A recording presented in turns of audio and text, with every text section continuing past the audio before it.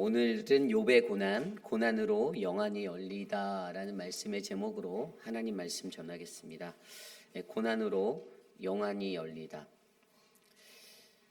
우리가 너무나도 잘 알고 있는 욥의 이야기, 우리는 욥의 고난에 대해서 예전에 함께 묵상한 적이 있습니다. 매일 성경을 통해서 욥기서를 묵상할 때 매일 똑같은 본문들이 반복되어지는 것과 같은 고난의 이야기를 마주하며 여러분들은 무엇을 느끼셨습니까? 저는 그때 의인이 받는 고난에 대해서 생각해 보게 되었습니다. 하나님을 잘 믿고 하나님을 잘 섬기고 세상에서 죄도 짓지 않고 그냥 주님이 우리에게 말씀하신 그 믿음의 사람의 모습대로 정말 열심히 잘 살고 있는데, 그러한 의인에게도 고난이 찾아온다. 그런데 그때 하나님을 믿는 온전한 우리들은 그 고난을 어떻게 이해하고 받아들여야 하는가라는 그 질문을 던지게 되었습니다. 저는 어릴 적에 예수 잘 믿으면 복 받고 예수님만 잘 믿으면 어려움도 없을 것이고 예수님만 잘 믿으면 어떠한 환경에서도 나는 축복받는 인생이 될 것이다라는 그 소소한 믿음을 가졌던 적이 있습니다. 그런데 어린 시절에는 그랬는데 인생이 나이가 좀 더 들어서 살다 보니 세상이 만만치 않던 거예요. 예수 열심히 믿어도요, 어려운 일들이 찾아오고 오히려 예수 더 잘 믿으려고 몸부림치니 더 힘들고 고난스러운 상황들이 제게도 많이 펼쳐지는 것들을 발견하게 되었습니다. 그때마다 떠올렸던 사람이 바로 욥입니다. 아마도 오늘 이 시대를 살아가는 저와 여러분 우리 모두에게도 하나님은요, 반드시 하나님께서 우리를 어떻게 사랑하시는지, 얼마나 사랑하시는지 아는 우리 모두가 반드시 이 믿는 이들의 고난에 관해서 이해하고 신앙생활하기를 바라실 거라 저는 믿습니다. 그래서 사실 오늘 우리가 바라보는 이 욥의 고난은요, 바로 믿는 이들이 받아야 하는 그 고난의 패러다임을 이해하는 것이 필요하다라는 거예요. 그래서 오늘은 그 패러다임에 대해서 함께 살펴보려 합니다. 우리가 믿는 이로서 신앙생활하고 이 땅에 살아갈 때 우리가 예수 잘 믿고 정말 아름다운 그 믿음의 한 사람이 되어 살아가고자 하는데, 그때 우리는 우리를 힘들게 하고 어렵게 하는 이 고난을 어떻게 이해할까? 저와 여러분에게 오늘 주시는 이 말씀 속에서 하나님의 크신 은혜가 가장 크게 넘치는 우리 모두가 되기를 간절히 소망합니다. 고난으로 영안이 열리다. 욥의 고난. 오늘 첫 번째로요, 우리에게 주시는 거룩한 말씀은 바로 고난의 오해에서 벗어나야 한다입니다. 고난의 오해에서 벗어나라. 욥기가 시작하며 욥기 1장 1절은요, 욥에 관해서 이렇게 설명합니다. 우스 땅에 욥이라 불리는 사람, 그 사람은 온전하고 정직하여 하나님을 경외하며 악에서 떠난 자더라. 아멘. 욥기가 가장 먼저 시작하면서 우리에게 밝히는 한 가지는 욥은 의인이다라는 거예요. 이것은 세상 사람들의 평가가 아니었습니다. 이건 하나님의 평가였어요. 하나님께서 천상의 모든 회의를 모으시고 신들을 불러 모으고 그들 앞에 이런 이야기를 할 때 사단이 그것에 관해서 시험하고 나갑니다. 정말 그렇게 생각하세요? 제 생각엔 아닌 것 같은데요. 세상에 까닭없는 믿음으로 살아가는 사람이 어디 있습니까? 다 이유가 있어요. 욥이 바라는 게 있어요. 그래서 그 사단이 제안을 하죠. 그가 가진 모든 소유를 한번 쳐보십시오. 나에게 그 기회를 주면 내가 한번 시험해 보겠습니다. 그런데 너무나도 의아한 것은 하나님이 그 사단의 제안을 받아들인다는 거예요. 그 시험을 허락하셨습니다. 그래서 그가 욥을 시험하죠. 욥이 가지고 있던 모든 소유, 모든 가산을 다 쳐버립니다. 소, 나귀, 양, 종들, 그리고 자녀들까지 아들 7, 딸 3, 모든 것들을 앗아가 버립니다. 한순간에 정말 너무나도 잘 나가던 그 인생이 빈털터리의 인생과 같은 그러한 나락의 자리에 서게 되었습니다. 그런데 그때에도요, 욥은요 어떻게 하였는지 아십니까? 성경에 보면 그는 겉옷을 찢고 그리고 머리털을 밀고 땅에 엎드려 예배를 드렸다라고 1장 20절 말씀에 기록하고 있습니다. 그때에도 그는 신앙을 지켰어요. 믿음을 지켰어요. 그런데 그 시험이 거기서 그치지 않고요, 또 어떠한 시험이 제한됩니까? 하나님, 사단이 말할 때요, 하나님 그거 소유 건드려서 이런 거예요. 그게 생명에 관련된 것 건드려 보세요. 그래서 어떻게 되죠? 그의 몸에 종기가 나죠. 머리부터 발끝까지 온몸에 종기가 나서 그가 어떡합니까? 그 고통 가운데 제 위에 앉아서 기왓장으로 그 몸을 바락바락 긁는 그 모습을 보이게 되고요. 그것을 바라본 그의 아내가 하나님을 욕하고 죽으라고 그렇게 소리치는 그 장면을 우리는 보게 됩니다. 그런데 그때에도 그의 온 몸에 그 치는 고통, 뼈와 살을 치는 고통이 그에게 찾아와도 그 고난 속에서도 그는 그의 입술을 범하지 않는 그러한 신앙의 모습을 보여주죠. 거기까지는 너무 좋았습니다. 그런데 거기에서 그냥 그치는 게 아니라 드디어 3장으로 넘어가면 어떠한 일들이 나옵니까? 욥이 첫 입을 열어서 그의 말을 하는 게 나와요. 그의 친구들이 그에게 찾아오죠. 7일 동안 그의 모습들을 곁에서 바라보며 아무 말 하지도 않던 친구들이 그와 마주하는데 그때 그의 입에서 터져나온 말은요. 아주 자폭적인 원망을 쏟아놓습니다. 내가 태어나지 말걸. 하나님을 원망하는 것이 아니지만 지금 내게 닥친 이 상황, 이 고난, 이 환경이 너무나도 힘들다라는 것이에요. 그래서 차라리 내가 태어나지 않았으면 내 생일을 저주하며 그렇게 말하며 그렇게 나아갑니다. 여러분, 이러한 고난의 시간들, 욥이 마주한 이 고난에 관해서 여러분들은 어떻게 생각하십니까? 그런데 우리가 여기서 이들이 갖고 있는 문제를 자세히 들여다보면요, 욥이요, 그리고 욥의 친구들이요, 고난에 관해서 잘못된 이해를 가지고 있다는 거예요. 욥이 그러한 말을 쏟아놓을 때 욥의 친구들의 반응은 무엇이었죠? 인과응보였어요. 너가 죄를 범하였네. 하나님 앞에 네가 죄범했어. 그러니 너는 회개하고 돌아가. 이것에 대해서 이야기합니다. 그런데 욥은 뭐라고 변론하죠? 나는 내가 죄가 없다니까. 난 죄 짓지 않았어라고 말하고 있어요. 물론 나는 의인이다라고 표현하는 것은 아니지만 나는 의인에 가까워. 그런데 나는 진짜 죄 안 졌거든. 나 깨끗해라고 말하는 그의 모습을 바라보며 계속해서 그들 안에 논쟁이 일어나고 있습니다. 이러한 모든 것의 이유는요, 여러분, 고난을 제대로 이해하지 못한 그 오해에서부터 시작된다는 거예요. 욥 스스로가 나는 죄인이 아니야라는 그 말, 그리고 욥의 친구들로부터 들려오는 너는 죄인이야라는 그 말. 여러분, 이 세상을 살아가는 저와 여러분들에게 가장 먼저 이 고난을 마주할 때 우리가 기억해야 하는 것은요, 이 고난이라는 것이 죄라는 것들 때문에 오는 것은 아니라는 거예요. 히브리인들이 가졌던 전통적인 사상 가운데 이 모든 것들이 죄라고 해석하잖아요. 육신이 아파도, 감기가 걸려도, 몸이 너무나도 아파도 그들은 그 모든 질병들의 원인을 죄로 보았어요. 하지만 이것들을 판단하는 것이 바로 우리들의 실수고 고난을 제대로 이해하지 못한 우리가 겪는 고난이 죄 때문이다라고 믿는 그 어긋난 신앙을 우리가 바로 잡아야 한다는 것입니다. 또한 한 가지 고쳐야 할 것이 무엇이죠? 바로 욥의 모습 속에서 나는 죄인이 아니다라는 이 자세도 고쳐야 돼요. 여러분, 세상에 우리가 살아갈 때 그 누가 죄인이 아니겠습니까? 우리는 모두 다 죄인입니다.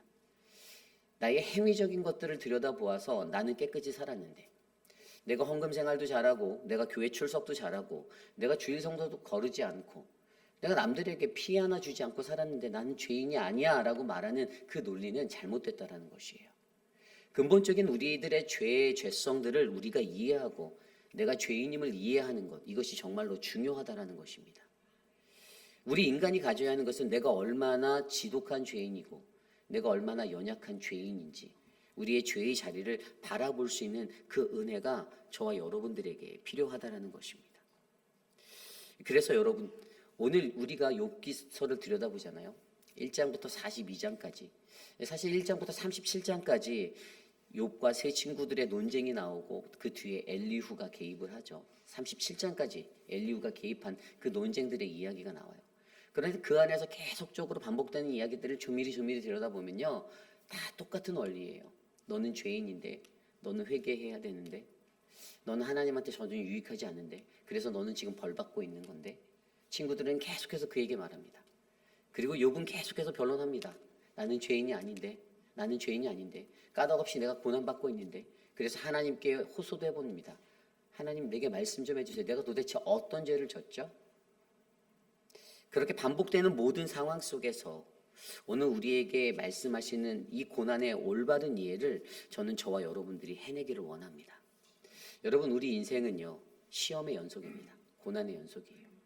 그런데 우리가 이 고난을 어떻게 이해하는가? 믿는 이들에게 고난은 뗄래야 뗄 수 없는 것이에요. 아마 죽는 날까지 우리는 고난 앞에 마주할 것입니다. 그런데 이 고난을 어떻게 받아들이느냐가 우리들에겐 참으로 중요한 것입니다. 히브리어로 고난이라는 단어는요, 바로 나사라는 단어예요.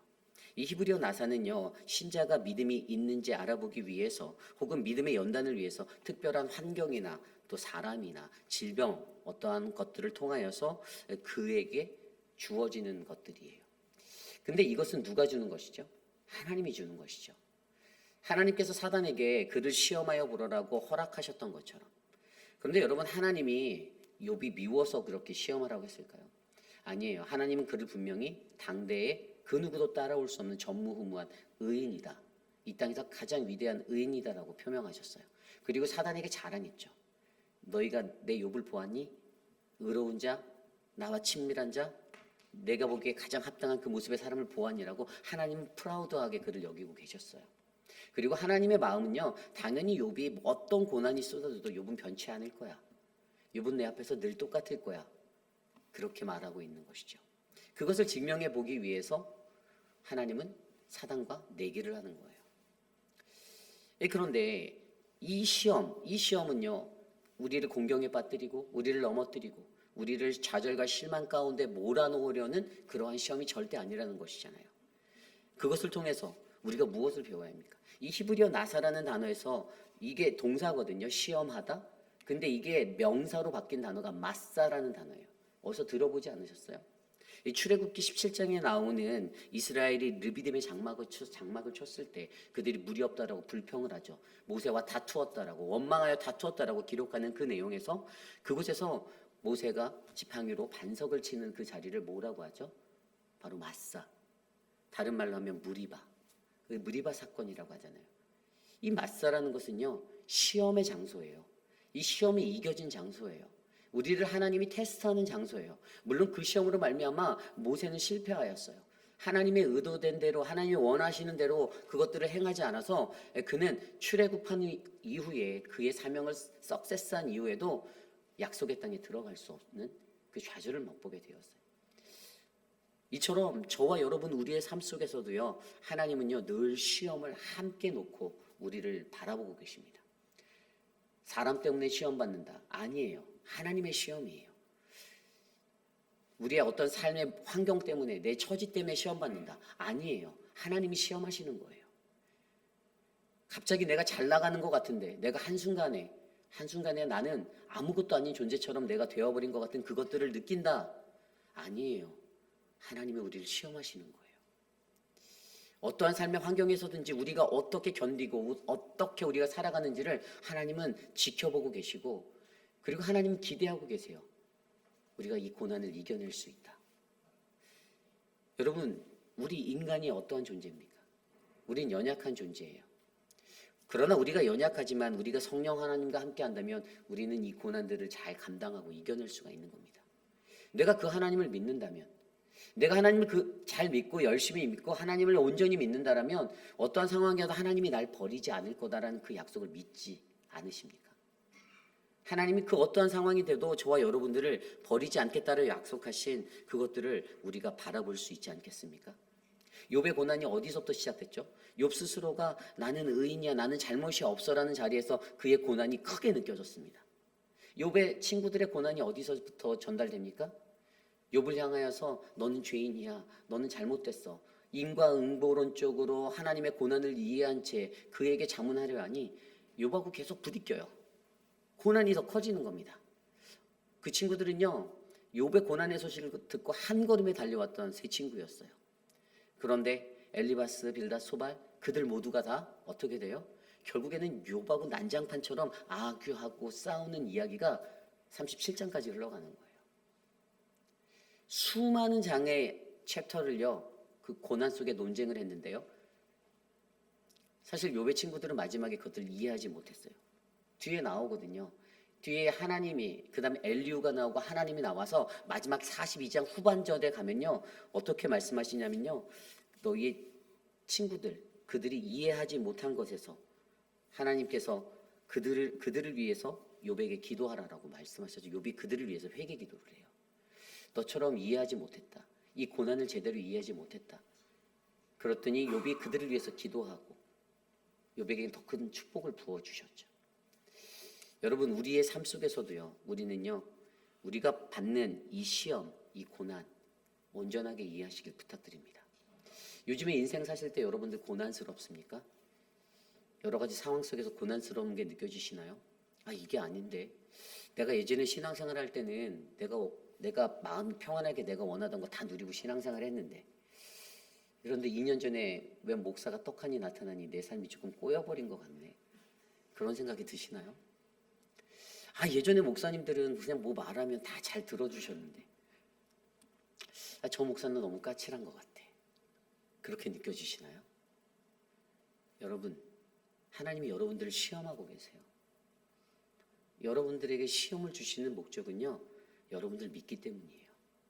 이 고난을 지나갈 거라 믿기 때문이에요. 잘 통과하시리라 믿기 때문이에요. 그리고 거기서 주저하지 않고 넘어지지 않고 무너지지 않기를 부탁드립니다. 온전한 고난의 이해가 우리 안에 일어나야죠. 제가 전에 말씀으로 알려드렸듯이 여러분, 시험이라는 헬라어 단어 기억나십니까? 우리 페이라스모스라는 동사, 시험하다. 그런데 이 페이라조라는 명사, 시험이라는 단어, 양면성을 갖고 있다고 했죠. 테스트, 템테이션. 두 가지가 다 있다고 했어요. 어떠한 관점에서 바라보면 이게 유혹이 되고 어떠한 관점에서 보면 이게 템테이션이 되고 테스트가 되는 거예요. 하나님이 우리를 테스트하시는 거예요. 다만 그것 안에서 이것이 템테이션이 되느냐, 테스트가 되느냐, 어떠한 시험이 되느냐, 이것은 우리들의 선택에 달려있고 우리의 마음가짐에, 우리의 태도에 달려있다는 것을 기억하시길 바랍니다. 기쁨으로 받으면요, 힘든 일을 해도 즐겁잖아요. 어렵고 하기 싫은 거를 해도 감사함으로 기쁨으로 엔조이하면 그것이 기쁨이 되거든요. 그런데 어떤 일을 하면서도 일이 진짜 힘들다. 안 했으면 좋겠다. 언제 끝나지? 시계만 바라보면 뭐 국방부 시계도 흘러가니까 시간은 흘러가지만 그 일이 고되고 어려운 거예요. 우리의 마음가짐이 중요해요. 오늘 고난을 당하는 여러분들의 자세, 여러분들의 태도는 어떻습니까? 여러분, 고난을 기쁨으로 감당하시길 바랍니다. 고난에는 하나님의 기대가 담겨 있습니다.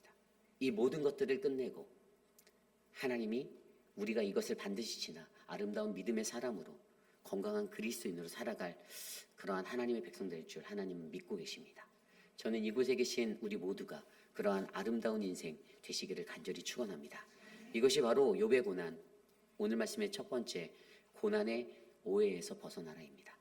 오늘 말씀의 두 번째로 욥의 고난, 고난으로 영안이 열리다. 오늘 두 번째로 고난은 영적 성숙을 위한 하나님의 훈련이다입니다.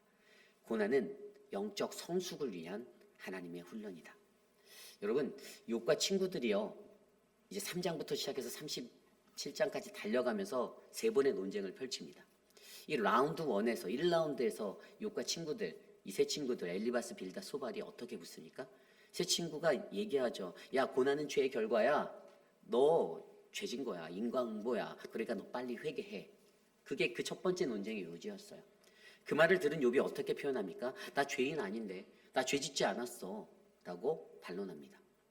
두 번째 라운드에서 그들이 어떻게 붙습니까? 한 바퀴를 다 돌고 세 사람이 한마디씩 하고 두 번째 라운드에서 죄의 결과가 고통이거든. 근데 너의 고난, 너의 죄가 크기 때문에 너의 고난이 점점 너한테 크게 느껴지는 거야.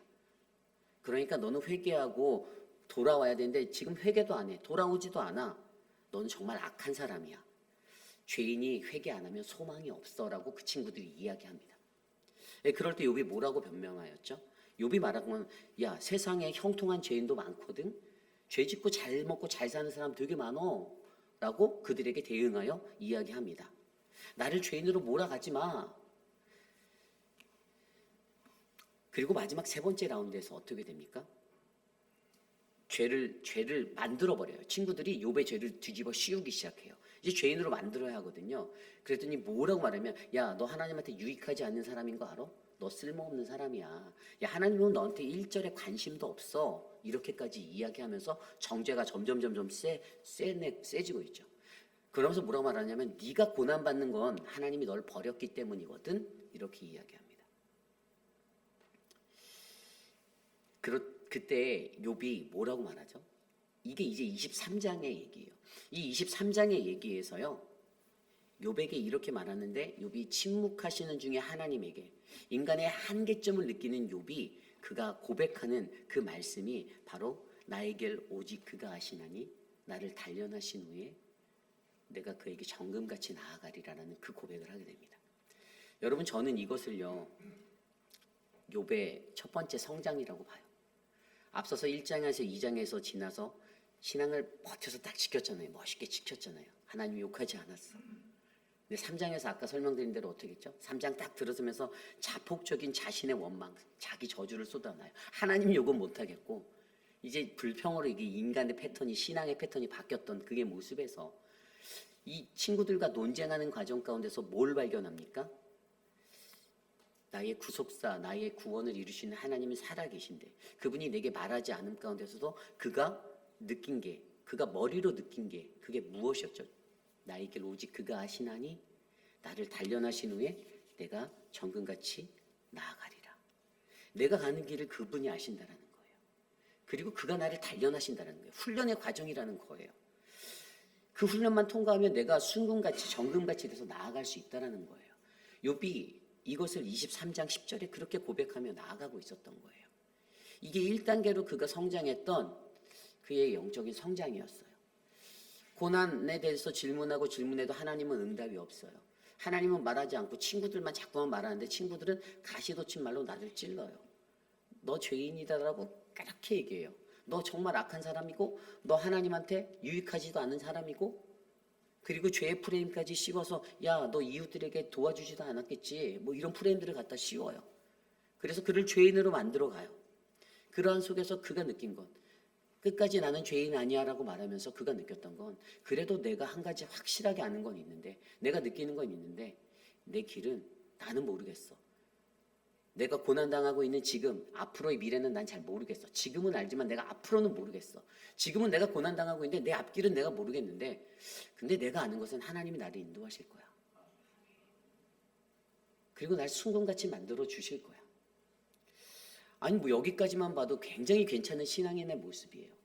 그런데 여러분, 하나님은요 그 단계를 원하지 않으세요. 하나님은요 그거보다 한 단계 더 올라간 우리들의 신앙의 자리를 원하세요. 그래서 여러분 그때 그 뒤에 누가 나옵니까? 엘리후가 나와요. 엘리후가 나와서 뭘 얘기하죠? 하나님의 천지창조와 뭐 이런 것들을 막 설명해요. 이 하나님 세계, 온 세계 삼라만상에 가는 것들을 설명해줘요. 그러다가 갑자기 38장으로 딱 들어가면 하나님이 등장하세요. 하나님이 등장하시면서 어떠한 이야기들을 하죠? 욥에게 질문을 막 던지십니다.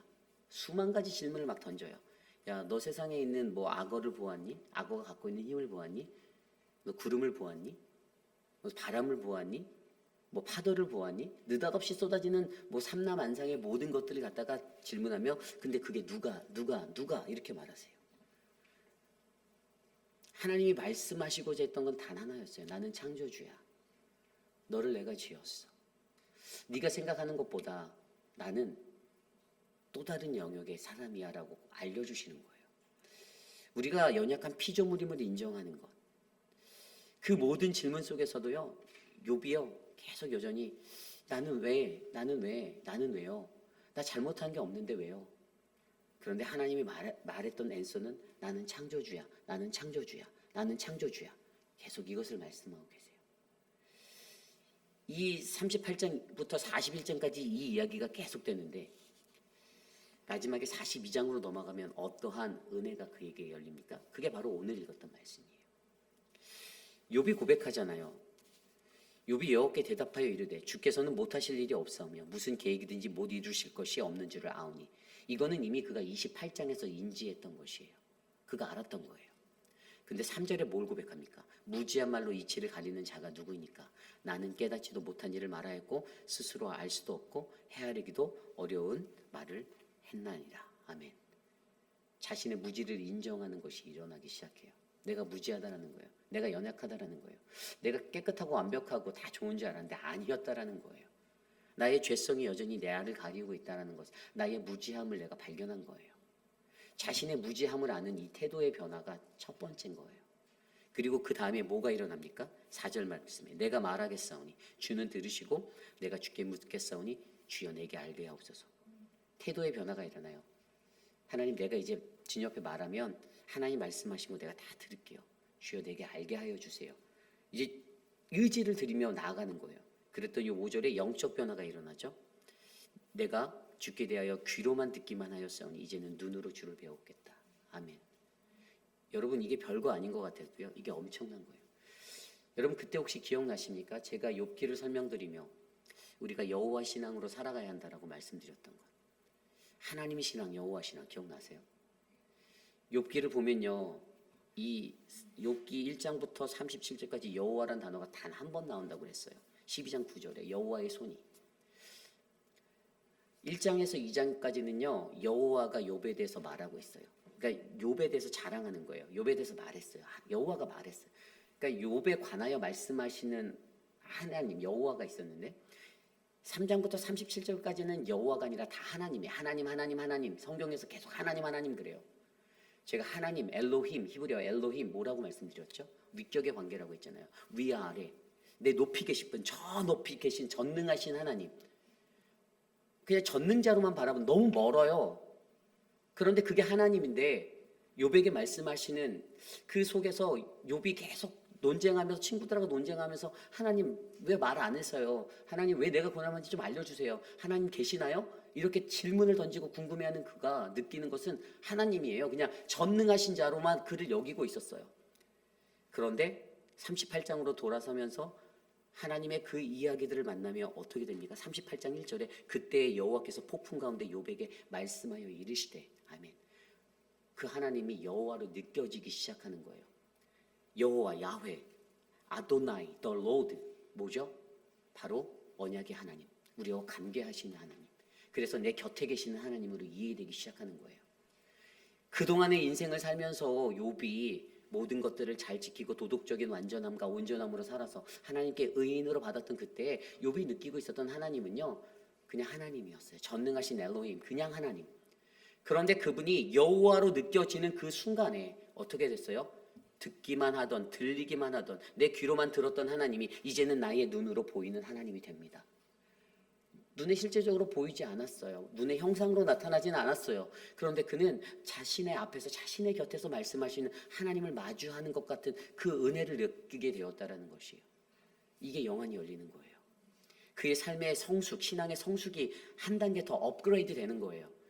23장에 고백했던 나의 길을 그가 아신다라는 머리로 아는, 그가 나를 단련하셔서 나를 정금같이 만드신다는 머리로 아는 그 신앙에서 머물렀던 자리가 이제는 여호와 하나님께서 내게 말씀하시고 내게 보이시고, 그래서 내가 이제는 나의 눈으로 주님을 보겠습니다라고 그렇게 고백하는 바로 여호와의 신앙의 자리에 서게 되었다라는 것. 여러분, 고난은 훈련입니다. 히브리서 5장 8절 9절 말씀에 그가 아들이시면서도 받으신 고난으로 순종함을 배워서 온전하게 되셨은즉, 우리 예수님도요, 하나님의 아들이면서도요, 고난을 받아서 순종함을 배웠다라고 성경은 기록하고 있어요. 예수님도 고난 받으면서 순종을 배웠대요. 예수님도. 우리의 삶은요, 고난 받으면서 우리도 순종을 배우는 거예요. 그런데 이상하죠? 고난을 받아서 순종해야 되는데 고난 받으면 몸부림쳐요. 고난 받으면 왜 이렇게 하냐라고, 왜 내게 이렇게 하냐라고 우리는 몸부림쳐요. 그런데 고난 중에서도 주님 감사합니다. 고난 주셔서 감사해요. 고백할 수 있는 이 신앙의 자리가 영안이 열린 저와 여러분, 우리들, 여호와의 신앙으로 살아가는 우리들의 자리가 되기를 간절히 소망합니다. 여러분, 이 이야기가, 저는요, 욥의 인생을 보면요, 욥이 결국에는 하나님 앞에 항복하고 하나님은 창조주세요, 하나님 여호와, 당신은 창조주 여호와 하나님이십니다, 이것을 인정했을 때 그의 삶의 고난이 어떻게 느껴졌죠?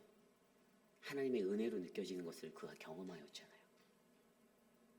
저와 여러분의 인생에서도 바로 여전히 하나님의 인도하심을 믿고 하나님이 나의 곁에서 나와 함께 하심을 믿는 것, 그래서 그 고난도 하나님이 같이 동행하여 주셔서 극복할 것이고 넘어갈 것이라는 것, 나는 영적으로 더 성숙할 것이라는 것. 똑같은 시험이 오는데요, 여러분 보셨어요? 어떤 사람은 그 그 시험 받은 가운데서 컴플레인하고 불평해요. 이스라엘 백성들이 출애굽하여 애굽 생활할 때나 출애굽하여서 살아갈 때나 똑같은 모습으로 보여지는 구약 성경에서 보여지는 그 모습으로 반응해요. 예전엔 안 그랬는데. 그런데 어떤 사람들은요, 그 상황 속에서도 감사합니다를 외쳐요. 이래도 감사, 저래도 감사. 어린 목회자가 와서 여러분들이 이끌 때 불편한 게 있어도 감사하다. 장로님들이 어떤 것을 하자고 할 때에도 감사하다. 교회의 모든 일을 할 때 어떤 게 은혜가 될까요? 그냥 감사하다. 거기에서 본인이 의인인 척하면서 바리새적인 마음을 가지고 야, 교회가 이러면 안 되잖아 라고 말하는 그 순간 그 사람은 죽을 때까지 욥의 고난을 더 깊이 있게 받을 수밖에 없는 존재가 된다라는 거예요. 저와 여러분 우리의 삶 속에서 우리의 삶과 태도를 아름다운 영성으로 승화시키시기를 부탁드립니다. 여러분 성장하셔야 합니다. 성숙하셔야 돼요. 무엇이 성숙한 그리스도인인가요? 여러분 저는요, 나이가 들고 연륜이 생기면 그 하나님의 성숙함이 우리 안에 묻어난다라고 믿습니다. 고난은 우리의 성숙의 흔적이에요. 내가 얼마나 고난을 많이 받았는가를 통해서 우리들의 그 성숙한 그 자리가 스티그마로 흘러나가게 돼 있다고 저는 믿습니다. 그러므로 여러분, 저와 여러분들의 마음을 하나님 앞에 맞추시고 우리들에게 부어주시는 이 고난은 영적 성숙을 위한 하나님의 훈련임을 기억하시기를 부탁드립니다. 이제 말씀을 정리하고자 합니다. 욥의 이야기를 통해서 가장 은혜가 됐던 것은요, 여러분 결국에 마지막에 아까 제가 설명드린 대로 이러한 모든 것들을 깨닫고 고백했더니 그 뒤에 뭐라고 말씀하시는지 아세요? 욥에게 하나님이 그렇게 말씀하세요. 너희가 나를 가리켜 말한 것이 내 종 욥이 말한 것 같이 옳지 못한다. 세 친구를 향해서 말했어요. 세 친구도 지식을 가지고 막 가르친다라고 위로한다라고 말했는데 하나님은 왜 너희는 욥처럼 깨닫지 못하니라고 여운을 남겨두셨어요. 그러면서 이야기가 10절로 넘어가서 아까 말씀드린 대로 욥이 그의 친구들을 위하여 기도할 때 여호와께서 욥의 공경을 돌이키시고 여호와께 욥에게 이전 모든 소유보다 갑절이나 더 주셨더라. 그래서 맨 마지막 구절 7절 8절에 뭐라고 나오는지 아세요? 욥이 140년을 살며 그 후에 욥이 140년을 살며 아들과 손자 4대를 두었고 욥이 늙어 나이가 차서 죽었느니라로 성경이 마치게 돼요. 잠든 듯이 편히 떠나갔습니다. 욥의 인생이 그렇게 아름답게 마무리가 되었어요. 저는요, 죽을 때까지 고난받을 우리의 인생이지만 그 고난의 자리에서 하나님의 은혜를 경험하고 하나님의 훈련을 잘 받아 고난에 관해서 올바르게 성경적으로 이해해서 하나님이 주시는 고난 내가 값지게 받겠습니다. 하나님 나를 더 성숙시켜 주세요. 나 좀 제발 어른 되게 해주세요. 애들처럼 살지 않게 해주세요. 애들처럼 징징거리고 애들처럼 그렇게 살지 않게 해주시고 나이를 한 살 한 살 더 먹어감에 따라 나의 연륜이 늘어나고 내 신앙이 깊어져서 하나님의 성숙의 삶으로 나를 옮겨주시옵소서. 하나님 내가 그렇게 살기 원해요. 그러한 믿음의 고백이 이루어지는 우리 모두가 되시기를 간절히 축원합니다. 말씀 안에서 그 찬양이 생각났어요. 나의 길 오직 그가 아시나니 나를 단련하신 후에 우리 주가 보이신 생명의 길 함께 찬양합니다.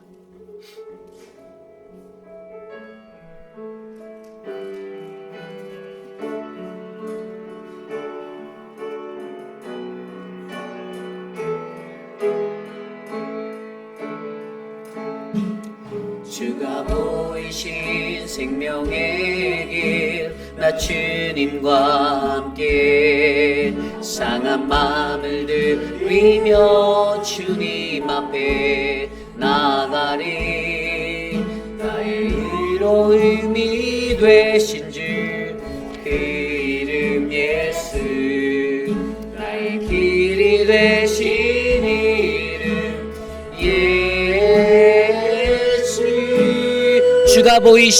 주가 보이신 생명의 길 나 주님과 상한 마음을 들이며 주님 앞에 나의 의로움이 되신 주 그 이름 예수 나의 길이 되신 이름 예수 나의 길 오직 그가 하시나니 나를 단련하신 후에 내가 정금같이 나오리. 나의 길 오직 그가 아시나니 나의 길 오직 그가 아시나니 나를 단련하신 후에 내가 정금같이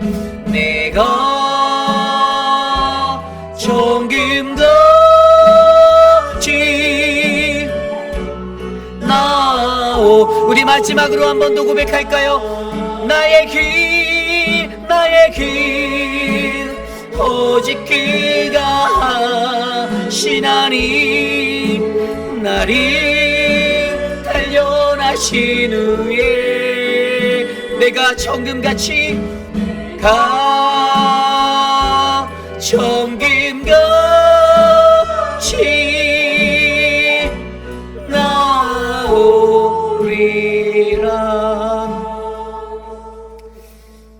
이 시간 함께 기도하기 원합니다.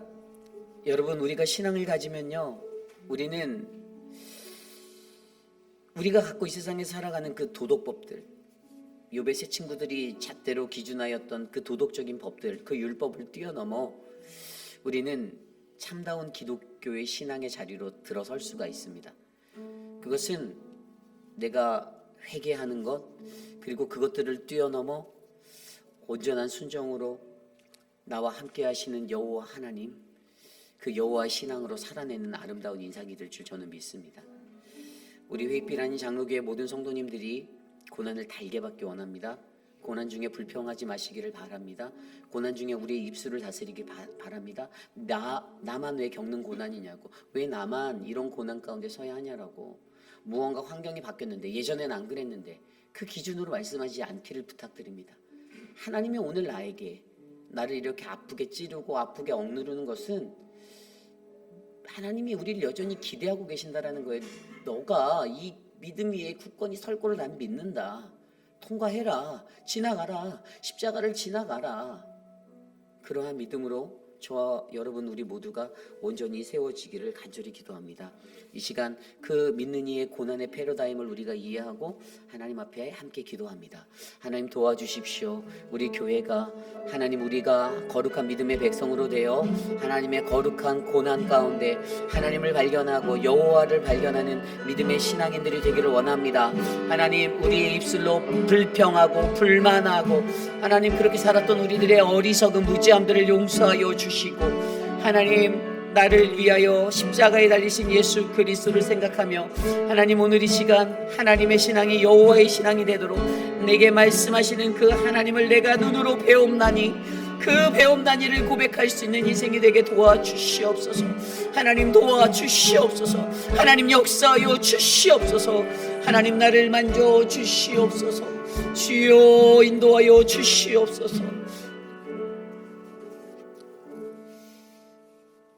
존귀하신 하나님, 감사합니다. 오늘 우리의 삶에 하나님, 욥의 고난을 통하여 하나님, 믿는 이가 받는, 의인이 받는 그 고난, 하나님, 결코 나를 벌주기 위함도 아니고 결코 나를 짓누르기 위함도 아닌, 나를 더욱더 영적으로 성숙시키시고 온전한 의인의 자리에 이르게 하시는 하나님의 계획임을 알게 하심에 감사합니다. 하나님, 우리가 무지하여서 어떤 상황 뒤틀리고 마음에 들지 않고 하나님, 내 속에서 내키지 않을 때 원망하고 불평하고 하나님, 다른 이에게 탓으로 돌렸던 우리들의 무지함을 기억합니다. 하나님, 이 고난 주간 하나님, 거룩한 성금요일 주님이 십자가 앞에서 하나님, 그 더럽고 추한 나의 모든 죄악들을 십자가에 못 박게 하여 주시옵소서. 그리하여 우리의 영안이 열려 하나님, 말하는 것보다 말하지 않아도 하나님, 서로 눈빛만 봐도 서로의 믿음 안에서 하나님의 그 복음을 온전히 이해할 수 있는 우리 모두가 되게 하여 주시옵소서. 지금은 우리 구주 예수 그리스도의 무한하신 은혜와 그 크신 하나님의 사랑하심과 성령 하나님의 감화감동 교통하심의 역사가 오늘 우리 안에 주어지신 거룩한 말씀 안에서 나의 연약함을 바라보며 하나님 고난을 오해했던 나, 하나님 무지한 나, 하나님 이제는 온전한 고난을 이해하여 하나님 영적 성숙의 자리로 내가 나아가기 원합니다. 하나님 여호와의 신앙으로 나를 살게 하옵소서 라고 고백하는 사랑하는 우리 회의빛 아닌 장로교회 성도님들 모두 그들의 머리 위에 지금으로부터 영원토록 함께 하시길 간절히 축원하옵나이다. 아멘.